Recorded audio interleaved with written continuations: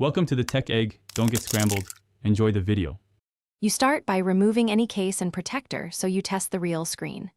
Clean the glass with a microfiber and 70% isopropyl. Make sure oils are gone. Restart the phone, then boot into safe mode to stop third-party apps from interfering. Once in safe mode, test for ghost touch. If it stops, an app is the likely culprit. If it continues, move on to hardware-focused checks. Don't skip the next steps. You should update the operating system and all apps.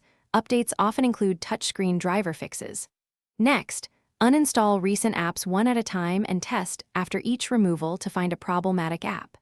Adjust touch sensitivity settings or turn off glove mode if available because miscalibrated input thresholds cause false touches. Use the phone's built-in touch test or diagnostics app to record coordinates. This helps you see. You must back up contacts, photos, and app data before doing anything destructive. If software troubleshooting fails, perform a factory reset to eliminate persistent system-level faults. Make sure you restored important files first.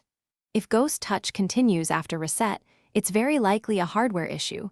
Reach an authorized repair center for screen or digitizer replacement. Troubleshooting tip: if the phone reacts while charging but not on battery, swap chargers and cables. A faulty charger can induce ghost touch, so test that early.